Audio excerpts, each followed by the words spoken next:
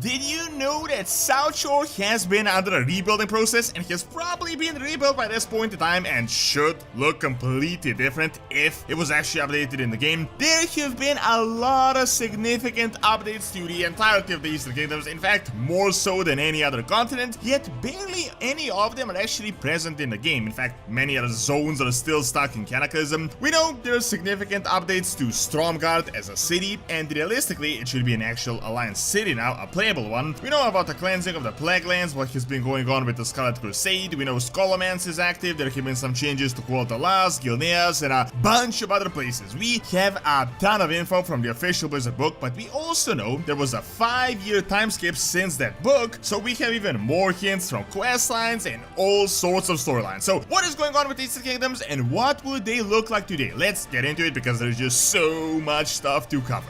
Before we get into it, I want to show you guys Bloodline Heroes with us. This video is sponsored that you can get with my link or the QR code on the screen, and you can also get an amazing starter pack right off the bat. The game has visually stunning 3D graphics, a new Bloodline every fortnight, meaning that you can not only summon champions, but you can also breed them with a ton of unique designs and abilities. There are 1,000+ hybrids with most unique gacha gameplay, and the customization options are endless as the hybrids can inherit traits. Once you're in the game, there is also rewarding late game PvP, as all players can obtain uniquely designed hybrid champions by earning points in the seasonal guild wars. You can raise heirs, build your own kingdom and economy, all with beautiful scenery and immersive storylines. So it's never been a better time to start to download the game with my link or the QR code on the screen and get a $20 worth starter pack, 1 summoning crystal, 100k gold, and 100 diamonds. First 3 people who leave their account ID and username in the comments will get a free legendary female champion Lionstone, one of the best tanks in the game. So check out Bloodline Heroes of Lithus.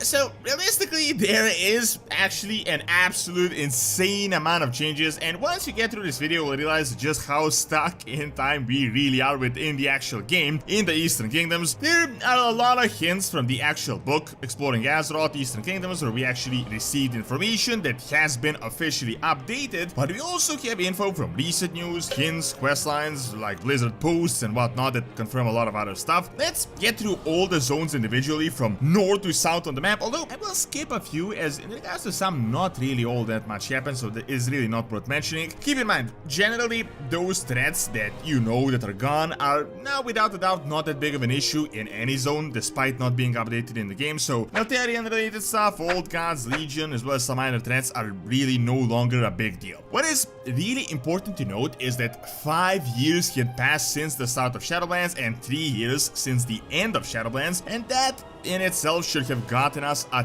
ton of new changes that hasn't actually been confirmed in any way by Blizzard. The book was released 2.5 years ago, so count that nearly 5 years had passed since then, which means that even those changes that were officially confirmed definitely progressed further or changed even more. However, let's get into zone by zone information, dissecting everything, starting with Quel'Thalas. In regards to Quel'Thalas, we don't have a whole lot of official info, but we definitely have some. However, you can count that it has significantly changed. Realistically, Silvermoon and the entire Blood Elven zone is stuck in like 2007, and seeing that 15 years had passed even more, you can count that a lot of things changed during that time. Silvermoon should really be completely different. All those broken parts should be fixed. While there is still that dead scar, and it was recently confirmed to be pretty dangerous still, it shouldn't be nearly as dangerous or desolate as it used to be or as it currently is in the game. Furthermore, in Shadowlands there was a Scourge incursion into Quel'Thalas, which prompted a pretty significant Elven response, which means their forces have been culled even further and should really be close to non-existent without a Lich King or any other significant figure. I think it would be pretty easy to pick off all these Scourge targets. Then, during the time skip, we've had the marriage of Lor'themar, although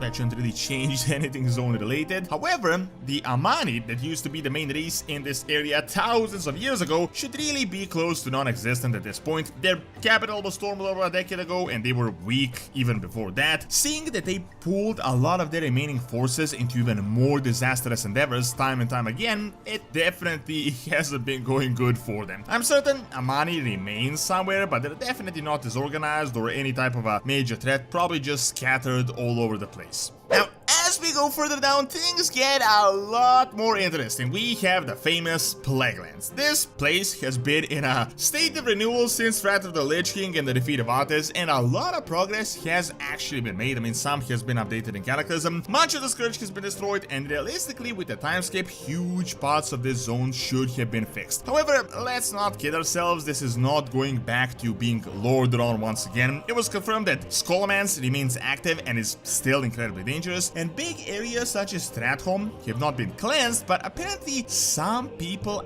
actually live in Stratholme, even though it is hell on earth. Scarlet Crusade was said to have been completely destroyed and their monastery just wiped out. However, there have been recent hints with the pamphlets, the armor, and them trying to join the alliance, which prompted a really interesting theory of them actually rejoining the faction and abandoning their futile crusade, maybe even becoming an allied race in the near future. I have an entire video on this possibility that you can check out. However, I do think Plaguelands are on their way to return to the former green lands of Lordaeron, but definitely will never be the same. I mean, some things can just not ever be fixed. As we go further south or west, we have possibly the most interesting area, and that is the Tirisful Glades. In regards to this, as you already know, a lot of the changes you probably played through, so you're aware of them. Undercity was cleansed at the end of Shadowlands, but with a 3-year timeskip, I would honestly expect the city to look completely different and updated. First, a lot of those scorched and destroyed towns and areas from BFA should look a lot better now, but definitely not the same before the war. If the next expansion centers around this, we could find ourselves looking at an updated Undercity, so areas destroyed should be fixed, all those Sylvanas Plague research stuff should be gone, as well as some other Sylvanas related things. Now, right next to this storyline, we have Gilneas, which is obviously closely tied, still stuck in the everlasting time loop. However, as you may know, a lot of the storyline has changed. There are very heavy hints it will be restored and returned to the Alliance, as Kalia Manateel vowed to pull out the Forsaken troops and to allow the Gilneans to return.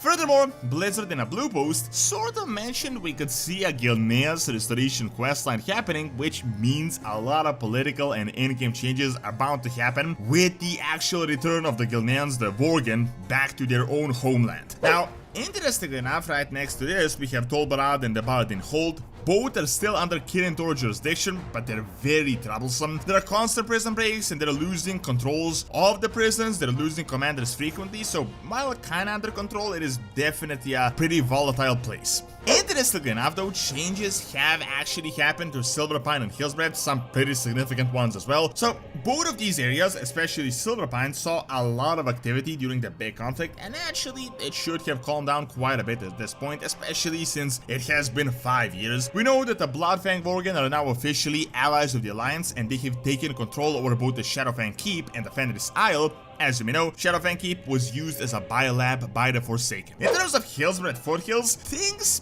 have definitely calmed down quite a bit as well, but we know that Southsore was officially reclaimed by the Alliance. At the moment, or 5 years ago, it was said to have been cleaned up and it was in the rebuilding process. With the time skip, this should have drastically changed, and we could be seeing a significantly updated Alliance Southshore in the very near future. I mean, seeing that this is not a big city or any sort of a big place, I think a few years is definitely enough, as long as they figure out how to remove the corruption. Now, even more Alliance activity and significant changes happened in the Arati Highlands that are really worth mentioning. As you're definitely aware, there was a huge war effort back in BFA, and we know that officially the Horde had lost this war. It was said that Horde ghosts haunt the ruins of Argorok, angry after their defeat. However, the biggest news is that Alliance won this battle and Stromgarde was officially rebuilt. This means that there is significantly more Alliance presence in this zone, and keep in mind, this information came from the book. Since then, as I said many times, 5 years have passed, so I would expect at this point in time, Stromgarde would essentially be a very important Alliance city, a hub. Maybe not the size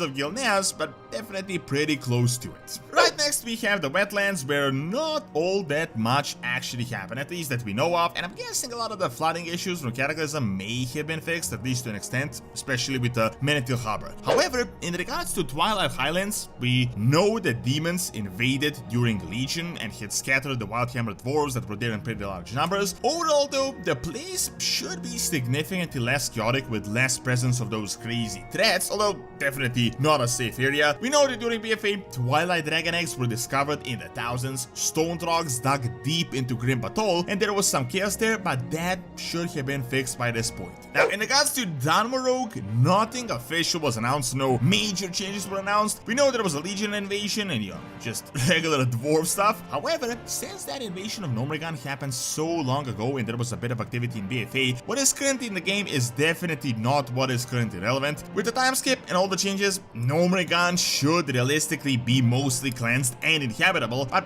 unfortunately at the moment it is still stuck in Cataclysm and the never-ending Gnome campaign. Blackrock Mountain, on the other hand, is more relevant than ever with the Dragon Isles, although not that much actually happened with the zone. We know that the Black Dragonflight is nearly extinct and not dangerous, as you all know, with the recent Dragon Isles storyline. The orcs are really not that big of a threat, if any. Not much happened with the Shadowforge City, but it was confirmed in the book that Shadowforge City is actually as big as Ironforge lore-wise. Now, in the southern part, we do have some pretty interesting and new information. With Elven Forest, not all that much, except I'm guessing some natural changes to Stormwind, as it is after all the capital, and Tyrellian might have made some structural changes as he ruled for over 5 years. The Scourge attacked in Scholomance, and that Blackrock incursion should really be gone by this point. However, right on the border, things have been happening. Westfall is said to still be yellow, brown, and just overall miserable. That Raging Chasm is still a thing, however, the place is no longer overran by the Defiance Brotherhood, as they have been mostly cleared out, at least their organization. However, the Gnolls are actually still a threat in Westfall, but much less organized without Hogger. We also know that Sentinel Hill is being rebuilt and probably has been rebuilt by this point. Now, in regards to Duskwood, after the Fourth War, there was this Necromancer that attempted to overwhelm the place with his undead army, but he was defeated, and there was also a Scourge attack in Shadowlands, although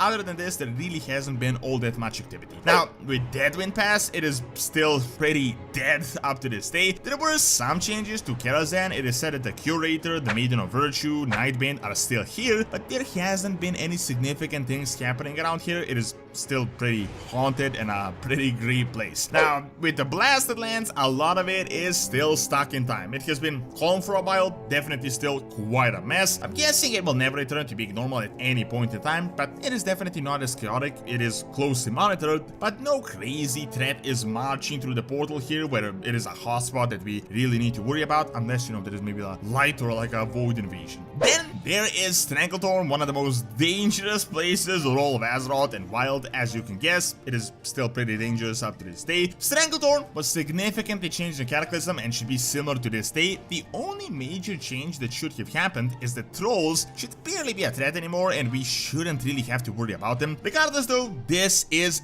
the wilderness and nonetheless naturally just dangerous. So overall, there have been some pretty big changes to the Eastern Kingdoms. There have been some hints and potentially something going on in the northern part with Gilneas and the Scarlet Crusade. So if that happens, we could get Stromgarde, updated Quel'Thalas, updated Gilneas and Undercity, and a whole bunch of other related things. All the lore is currently set up for this, so it is only a matter of time before Blizzard decides to update this in the actual game. Alongside this, they could also do one-off updates to zones like Gnormrigan, which really is just begging for a revamp.